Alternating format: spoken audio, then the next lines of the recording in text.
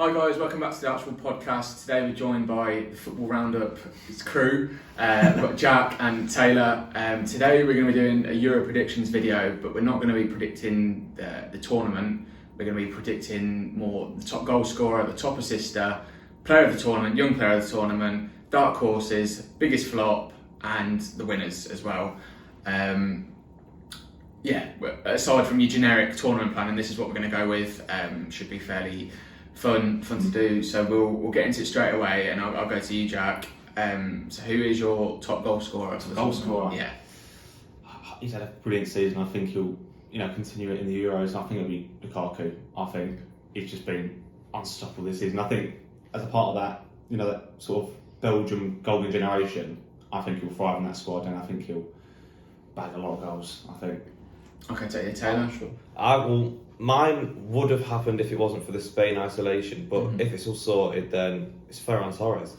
I think it is. I think he'll get top goal scorer. Just to point out that Taylor is a City fan, so expect some City predictions. Well, Arsenal fans can't do that because we've only got 4 players, and our best player is probably on the bench for England. So.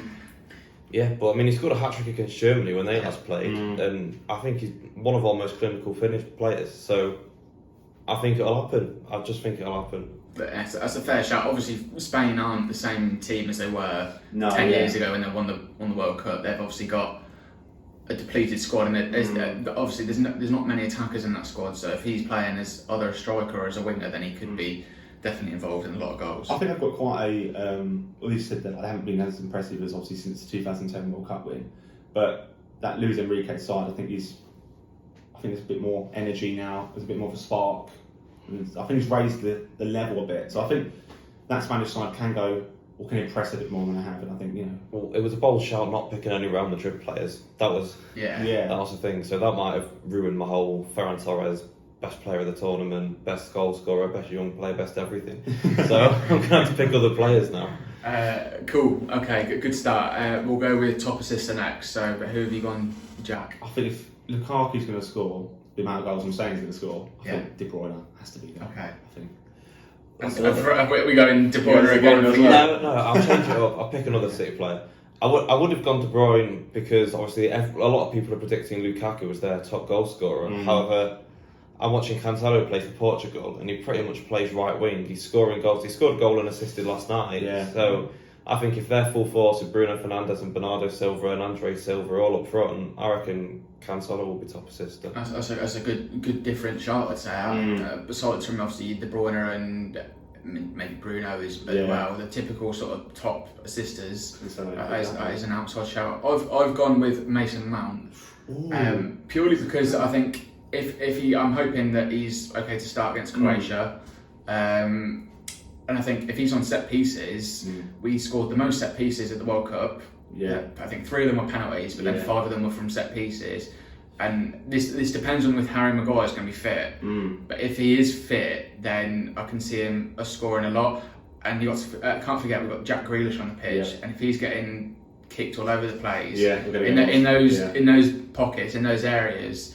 I feel like we could pick up a lot of free kicks, and Mason taking the majority of the corners, I imagine, and the free kicks. And if he is fit, Southgate will play him. I'm pretty sure he is fit. Obviously, he hasn't played any of the friendly games just because he'd been away with Chelsea in the Champions League.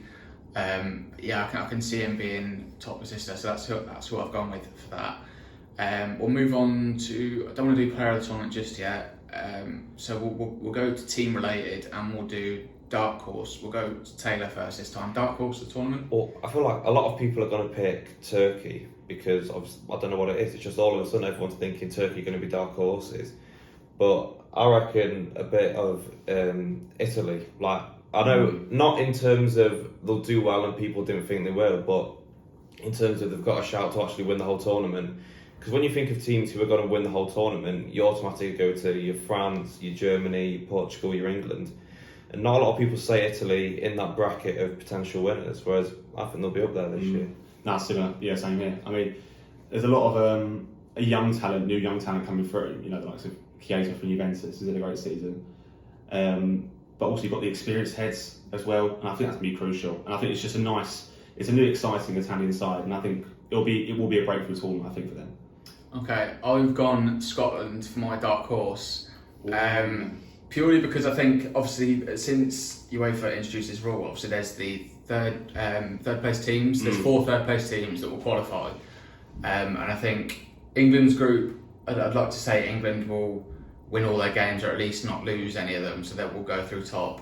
But then I think I'm not too sure on the Croatia side anymore. It's still decent. Still got Perisic, still got Modric, still got. Obviously Kovacic in there and Brozovic, all those players, all the itches.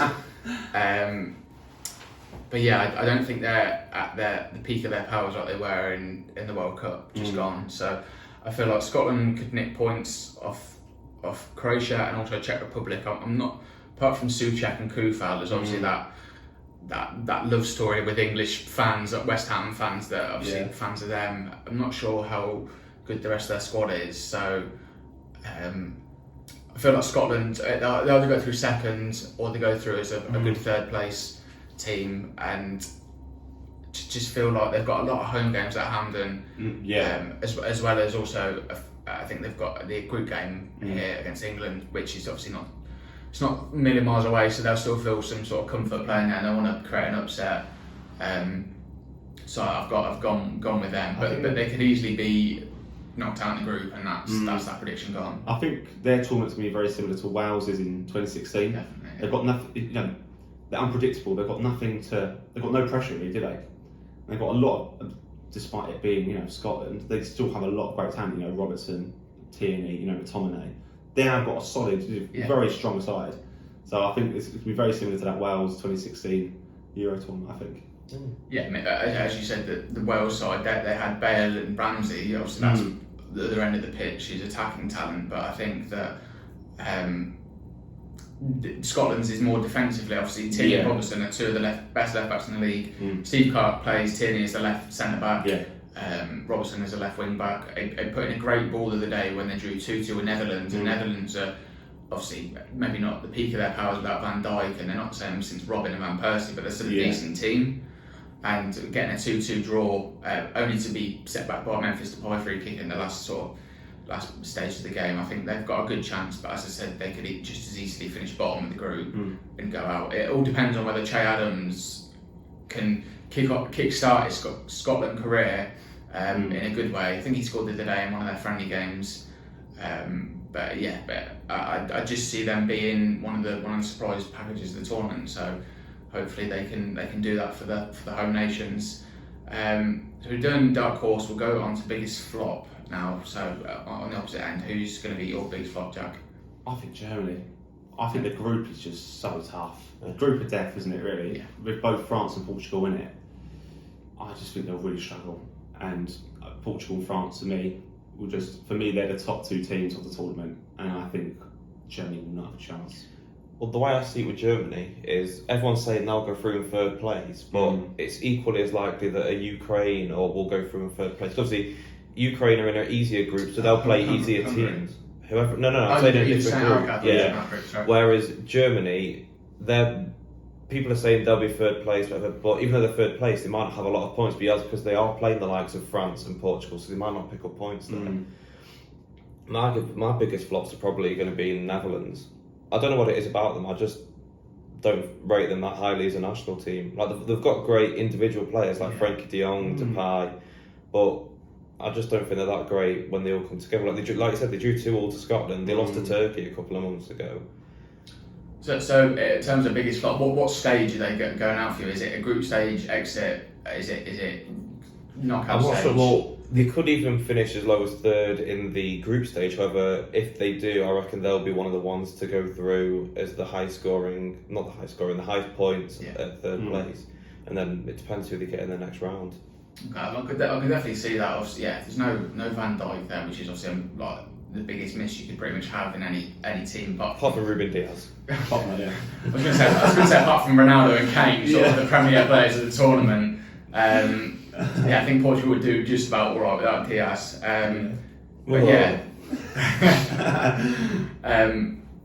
But definitely, it all depends for the Dutch on whether Memphis Depay can get firing. Scored 2 the other day. Other players, De Ligt at the back. Wijnaldum has had not a great season for Liverpool, been in and out of the side. He's off to PSG by the looks of it. Yeah, I think their biggest worry is their manager, is De Boer, and he's not quite convinced anyone yet that he's a good top class manager. If I'm right saying it's the same De Boer as at Palace, is that the same guy? Okay. Yeah, and he one of the worst Premier League starts to the season. He lost all 4-5 games at the start and got sacked straight away. Roy Hodgson came in. Yeah, I could definitely say that. I've gone with Belgium, which is probably quite controversial. No, to be fair, that was playing on my mind as well, Belgium. I feel like it's going under the radar that De Bruyne's not going to be fit for the first 2 games. And that's not going to matter too much in terms of getting out of the group, because I think Lukaku's got enough to carry them out. But it's then to the point where they get to the knockout stages. De Bruyne may have only played like a game or like half a game by then. He's not going to be at the peak of his powers. He's not going to be the strongest he can be because of that injury in the Champions League final. And the other thing is, compared to 2018 World Cup, Eden Hazard is a fraction of the player he was. Yeah. Whether he can turn that around for his country, because in 2018 he was one of the best players in the tournament. He absolutely tore it up. But I feel like it's going to be, for the group stage, a carry job by Lukaku with a bit of help from Thorgan Hazard and Tielemans. But I feel their defence is ageing. Alderweireld and Tongan aren't the same defensive pairing they were at Spurs in 2016. Jason Denayer is not all that either. Yeah, I think it's a lot of hype because he's good on FIFA, but I haven't watched him, but I don't think he's particularly going to be as good as Vertonghen. I keep saying peak of his powers, at the top of his game. Yeah. It's not going to be the level of, say, Portugal's defenders or France. You can mention Ruben Dias again. Yeah. What though? No, that's obviously true. So yeah, I just have them a sneaky feeling that they could have around a 16 exit. So it'd be one of those ones, as everything is, depending on different factors. De Bruyne's injury, Hazard's form. If those two are firing, then they should be okay to make a late run, because they have a fairly easy group. Their round of 16, unlike England's, will be fairly straightforward. I don't think they can have anything too difficult. But if they do slip up, then yeah, that'll be my biggest flop. Right, we'll go to what's a young player of the tournament, and then we'll do player and winners together because they can sort of go together. So young player of the tournament, who have you gone for, Jack? I've got Foden. I think with that Gaza haircut, I think he's just going to replicate it. He's going to score that goal against Scotland. It's so rubbish. No, that's good. Looks nice. No, I think Foden. I think he's had a brilliant season for City again, and I think he's just going to. There's debate whether he'll start or not.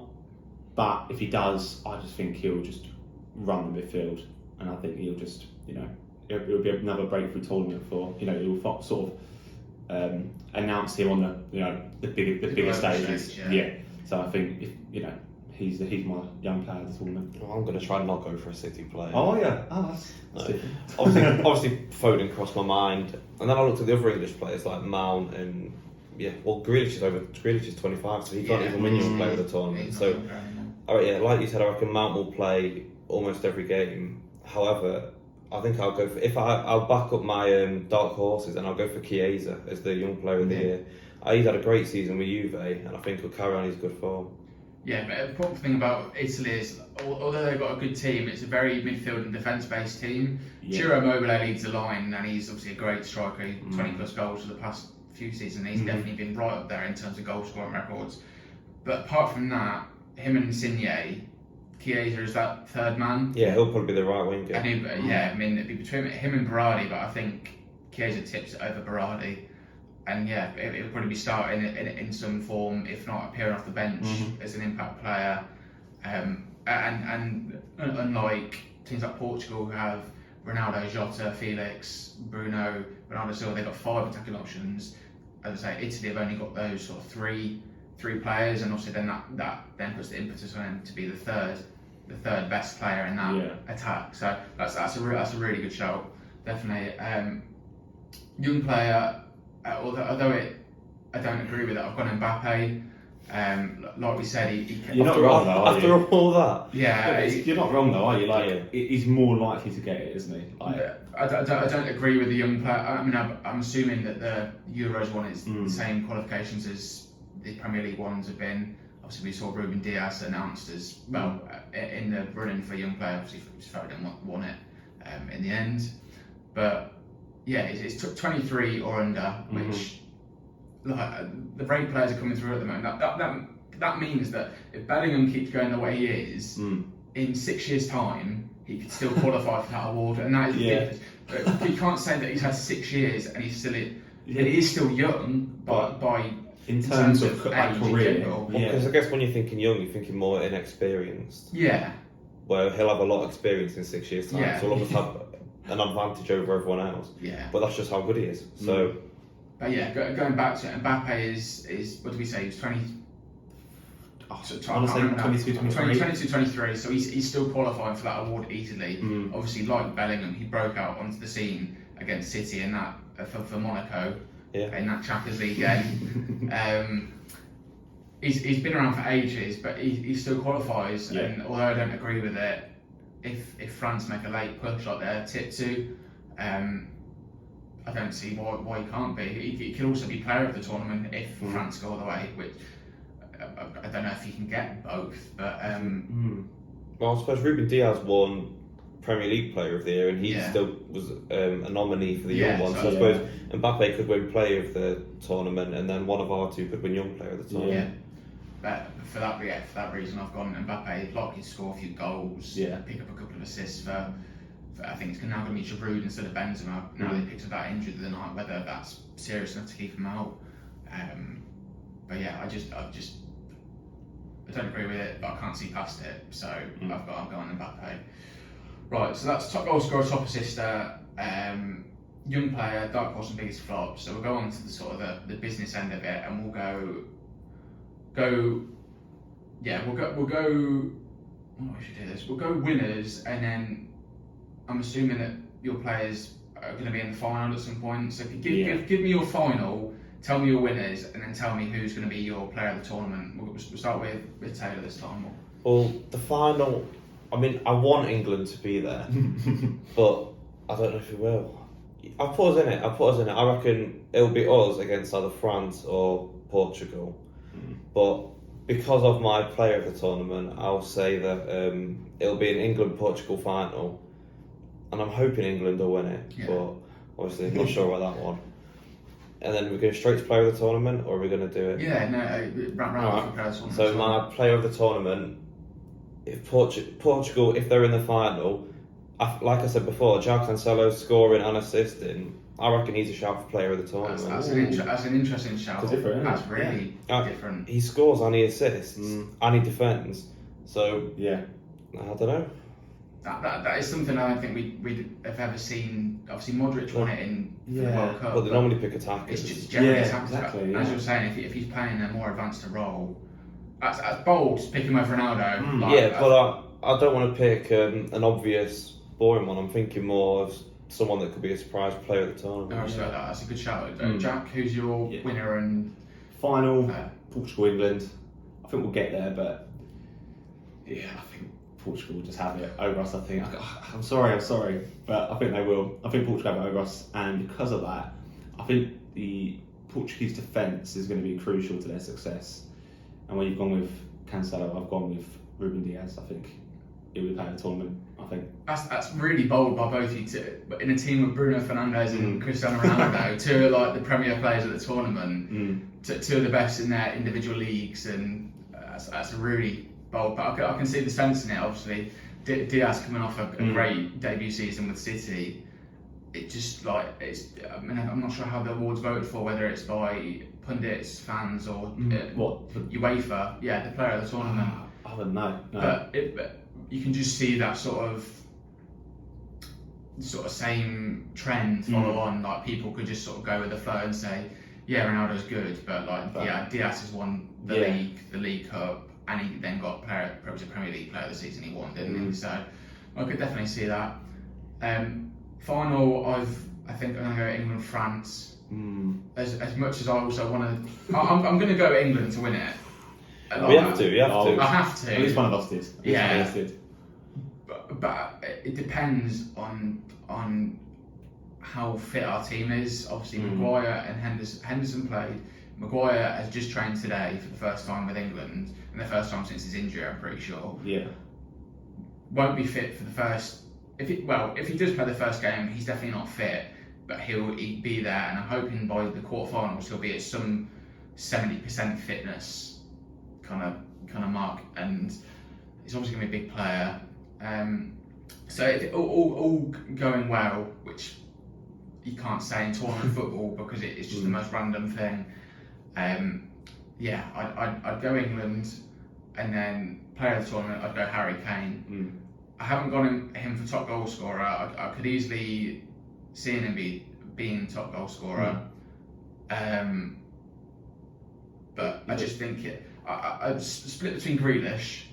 But like Foden, is he going to play every single game? And I think to qualify for that award, you've got to play at least all games apart from maybe that third group game that you get rested for. But I'll go England and Kane. I think Kane is a lot more than a striker, though, isn't he? Yeah. Like, well, it depends how Southgate plays him. Oh yeah, if he puts him on corners, then I don't think. Yeah. But he's a lot more. He's in the past couple of seasons he's displayed his range of passing, the amount of assists he racks up this year. Yes, saying that, it's just sparked my memory out. Kane could easily win top assister of the tournament. Yeah. For just those dropping deep, spinning round to the corner. It obviously depends on the person on the wings. If it's Rashford, then we're more likely to get more assists than Grealish and Foden, who are going to play in those pockets. Well, but he that's if Rashford can finish his dinner. Yeah, well, that's the big thing. But yeah, no, continue. I just thought it was an interesting thing about Kane. Just with the fact that he'll obviously bag goals, he will score goals, but he's also going to rack up a number of assists. Yeah. He's going to be involved in so many. You build up play towards goals, so I think he has so much influence, not just in the attack but the build up as well, which I think will be recognised as it was this season. Yeah. I don't think he'll get that many assists, just because I don't think that's how Southgate will play him. Yeah, I'll because see that as well. Yeah, well, obviously he wants to drop deep, but I don't think Southgate's that good of a manager to know how to bring him deep and move all the other players around to benefit Kane. True. Cool. Thanks for that. That wraps up our sort of mini predictions, shall we call it? I'll have to think of an actual specific name for the thumbnail and title. But thanks for watching, guys. Be sure to check out Jack and Taylor's channel. I'll link it all in the description, Twitter and YouTube. And TikTok. And TikTok. Okay, right, link TikTok. Getting all the links. We'll drop all those in. Subscribe to us as well at Archball, Twitter and Instagram for all your England content over the Euros. Thanks for watching, and we'll catch you next time.